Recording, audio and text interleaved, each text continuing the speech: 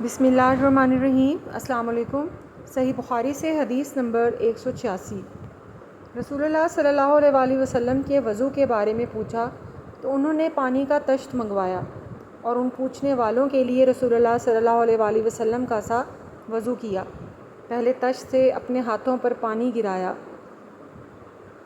پھر 3 بار ہاتھ دھوئے، پھر اپنا طشت ہاتھ میں ڈالا اور پانی لیا، پھر کلی کی، ناک میں پانی ڈالا، ناک صاف کی 3 چولوؤں سے، پھر اپنا ہاتھ طشت میں ڈالا اور 3 مرتبہ منہ دھویا، پھر اپنے دونوں ہاتھ کوہنیوں تک 2 بار دھوئے، پھر اپنا ہاتھ طشت میں ڈالا اور سر کا مسح کیا، پہلے آگے لائے پھر پیچھے لے گئے 1 بار، پھر ٹخنوں تک اپنے دونوں پاؤں دھوئے۔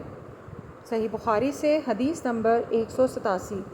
ایک دن رسول اللہ صلی اللہ علیہ وآلہ وسلم ہمارے پاس دوپہر کے وقت تشریف لائے تو آپ کے لیے وضو کا پانی حاضر کیا گیا، جس سے آپ نے وضو فرمایا۔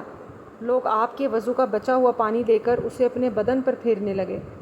آپ صلی اللہ علیہ وآلہ وسلم نے ظہر کی 2 رکعتیں ادا کیں اور عصر کی بھی 2 رکعتیں، اور آپ کے سامنے آڑ کے لیے ایک نیزہ تھا۔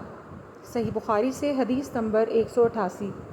نبی اکرم صلی اللہ علیہ وآلہ وسلم نے ایک پیالہ منگوایا جس میں پانی تھا، اس سے آپ صلی اللہ علیہ وآلہ وسلم نے اپنے ہاتھ دھوئے اور اسی پیالہ میں منہ دھویا اور اس میں کلی فرمائی، پھر فرمایا تو تم لوگ اس کو پی لو اور اپنے چہروں اور سینوں پر ڈال لو۔ صحیح بخاری سے حدیث نمبر 189۔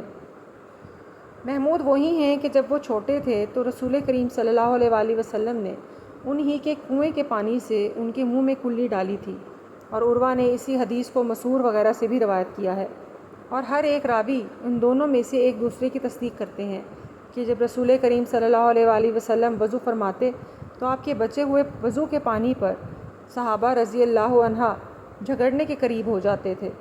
صحیح بخاری سے حدیث نمبر 190۔ میری خالہ مجھے نبی کریم صلی اللہ علیہ وآلہ وسلم کی خدمت میں لے گئیں اور عرض کیا کہ یا رسول اللہ، میرا یہ بھانجا بیمار ہے۔